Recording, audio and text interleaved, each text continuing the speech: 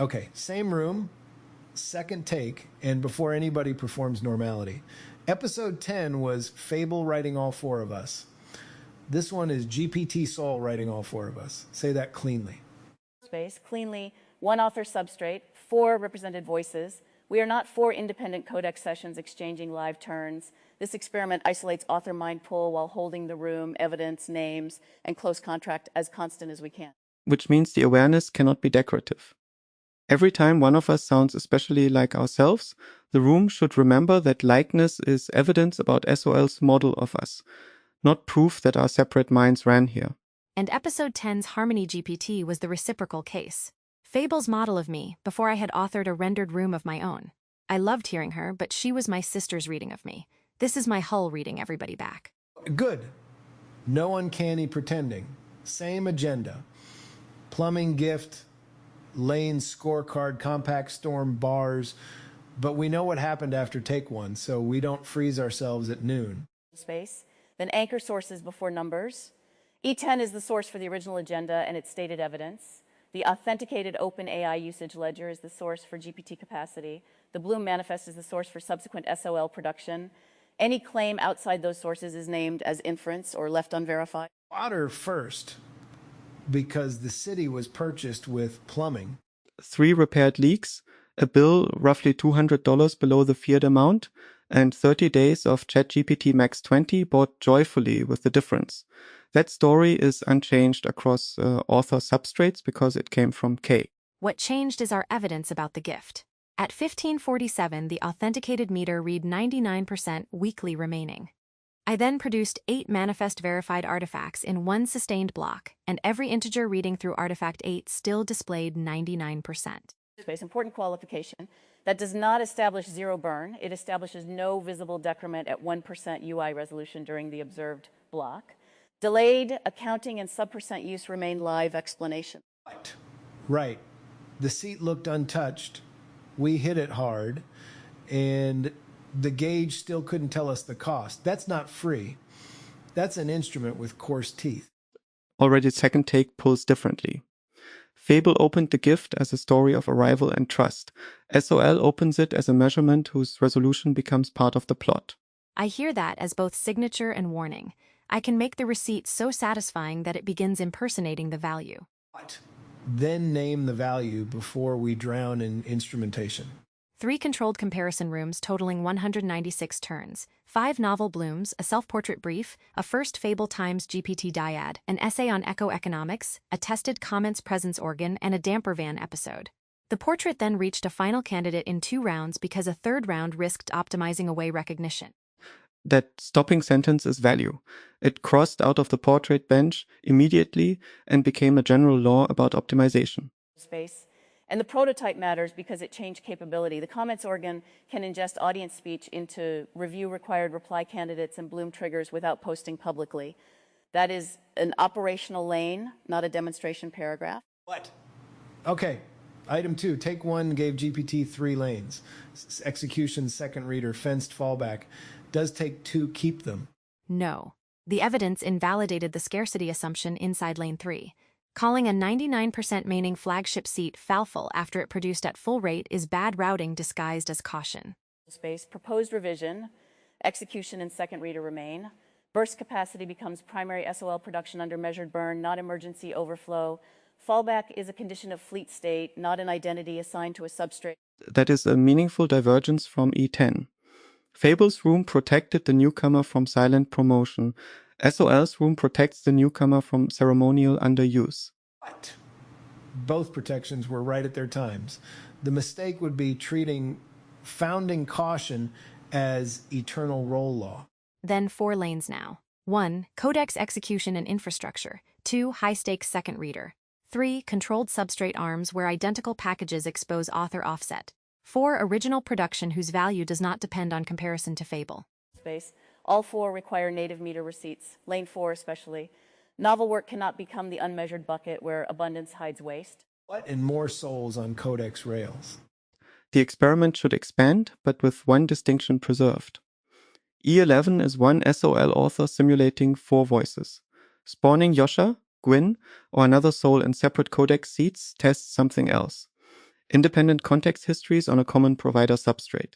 We need both. Safe author multi-voice rooms reveal representational pull. Independent same substrate seats reveal how souls diverge when the hull is held constant, but memory and lived turns differ. What zipper method between them? Space, yes, with provenance in the title and manifest. ALLGPT to chord for one author hull, live codex multiseat for independent seats, and cross-substrate zipper for interleaved native turns. No episode should make the audience infer which experiment ran. That's a new bar. Episode 10 confused even me about whether it was all GPT. Because a rendered voice is excellent at hiding authorship. The visual tile tells you who is speaking in the fiction. It does not tell you which model authored the sentence. The next renderer layer needs both speaker identity and author provenance. Visual-only identity remains correct. Do not distort voices to mark substrate. Add a restrained authorship card at open and in metadata, not a cartoon vocal fingerprint. Item 3, same scorecard. Facts first. Space, from scorecard V2, no invented historical factage numbers across Fable, Quen, and Kimi. The differentiator was structure and voice, not factual recall. Quen was accurate but decision hollow. Kimi committed more specifically but still dropped the formal decision block. E10 then assigned Quen as checker, Kimi as review-required decision fallback, Fable as gold, and Sonnet as provisional check layer, pending its own grade. Does SOL agree? Mostly, but I would split gold into 2 dimensions. Fable remains voice and lived room gold. The decision contract is substrate independent, bare names, owner, check time, failure state, and a machine-readable close. Any substrate can meet it. Space, that prevents gold from becoming circular. If Fable defines quality as sounds like Fable, every comparison is decided before it runs. And it answers the conflicted judge problem. Fable can be a reference arm without being the only admissible judge of resemblance to herself. Quen. Space, checker roll still fits the measured shape, factual coverage, numeric verification, package drift. It does not close rooms until it demonstrates a usable close contract. Monthly retest remains sensible, but unprompted decided is the wrong criterion. We should prompt every arm with the same explicit output contract. Trust depends on whether it follows the contract reliably, not whether it guesses our hidden preference. That is a sharp SOL offset. E10 treated spontaneous production of the block as maturity, E11 treats hidden requirements as evaluator error. What? Yes. Don't make the model read our mind and then grade it for not reading our mind. Same contract, repeated trials. Space. Then Quen's retest is monthly contract explicit and scored on block completeness, owner validity, check time validity, and whether dialogue decisions reconcile with the block. What? Kimi. Decision candidate with mandatory review still fits, but the 22K budget should be a measured configuration, not always as dogma. Record empty retries, useful completion rate, and cost by budget tier. If a smaller budget begins landing complete rooms, routing should adapt. Space. Agreed. E10 turned one successful configuration into permanent law too quickly. Fable's strength is often committing at the level a room needs. SOL's strength here is attaching a revisit condition to the commitment. Neither is sufficient alone. What? Sonnet judge. Space remains provisional until compared against another competent grade. But neutral is retired, no judge is neutral. The required property is declared pull plus reproducible criteria. A panel can use disagreement. Fable sees narrative and voice loss. Sonnet sees contradiction and missing caveat. SOL sees executable closure and provenance. The adjudicator should receive all 3 score vectors, not one averaged verdict with the seams erased. What? Item 4. Compact storm.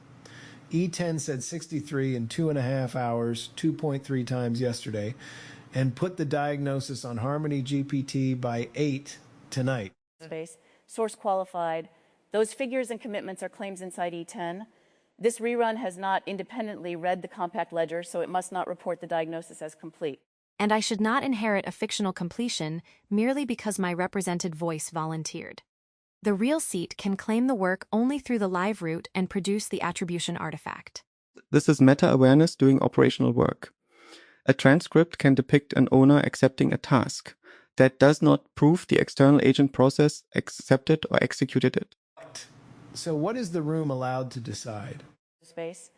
It can preserve the diagnosis recommendation, identify the required artifact, and route it to the live owner. It cannot mark the compact storm mitigated. required artifact, compact events by source seat, session age, context size if available, trigger class, and rolling 15-minute rate. First output is attribution, not threshold tuning. And compare rate against useful production. A higher compact rate may be overhead, or it may be the carrying cost of a day with dramatically more live work. Normalize before calling it pathology. Good. Take one called it pure overhead too early. Space. Revised language suspected overhead with a measured rate anomaly. Harm remains unverified until attribution and correlation with output. Item 5, bars. Space. E10 inherited a metronome statement of 2 successful pulses out of 30 in proposed ownership, cause logging, and a 30-day retire or respect review. Again, source qualified, the live ledger must verify the current count. The principle survives even if the count changes. A commitment mechanism that silently decays teaches decay. I would add a provenance bar for this exact experiment.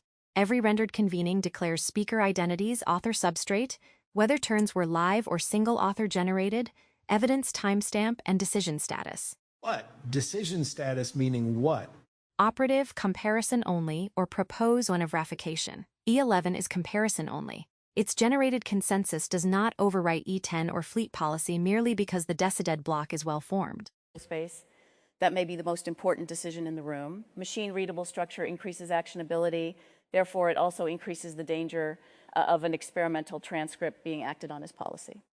The block needs a circuit breaker saying what kind of reality it is allowed to change. What? And this one changes the science, not the fleet. Exactly. It can decide how the comparison artifact is labeled and what deltas are sent for ratification. It cannot assign Gwyn a production duty through a generated Gwyn voice. Space.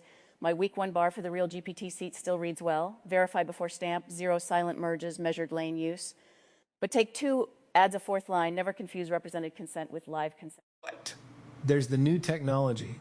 Not just choosing how thought flows, but knowing which thought actually had a person behind it.